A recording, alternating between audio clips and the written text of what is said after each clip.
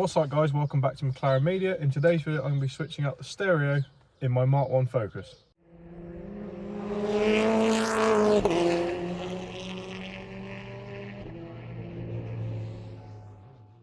So guys, this is actually quite an easy car to do a stereo change. Naturally you're going to need your aftermarket stereo.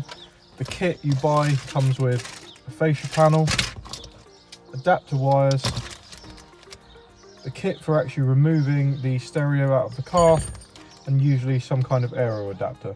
Really simple job this, so let's get in. This is the Ford Focus's stereo. It's old, retro, and most importantly, it does not work. The first step is to insert the two radio removal keys into the holes and lightly push outwards and pull towards you.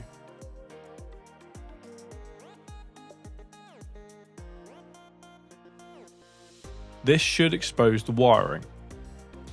Next stage, to remove all the wires, the aerial and the three other plugs.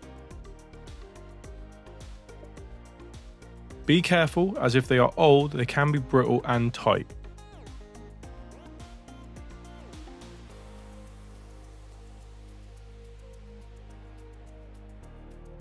Once they're all removed, simply set aside the stereo. Now, take the new wiring adapters and find which one goes on which wire. It is pretty self-explanatory as the amount of wires in each one is different.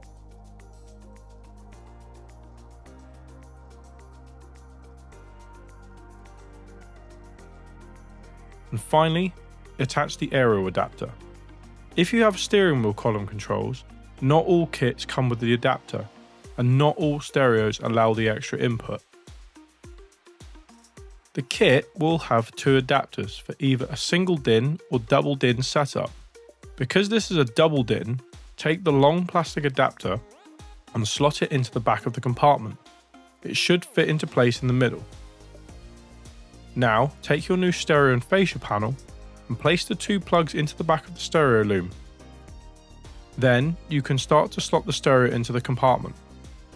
Be careful, a little wiggle room may be required, but it should all fit all the way in nicely. And then the last thing to do is turn on the car and test out it works. Obviously, rock out to some good tunes.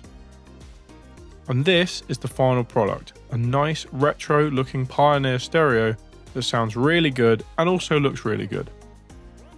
And there we go guys, that is how you change the stereo in a Mk1 Focus. It's a really easy job, really quite simple. It sounds amazing, it actually looks quite cool in the car, and it's something you can do at home. It's really cheap, and obviously all you need to buy is a stereo, because as we all know, Ford head units are terrible and they're always breaking, and I don't see any standard Fords that have still got their original head units that are working completely 100% fault free, because that one just really didn't.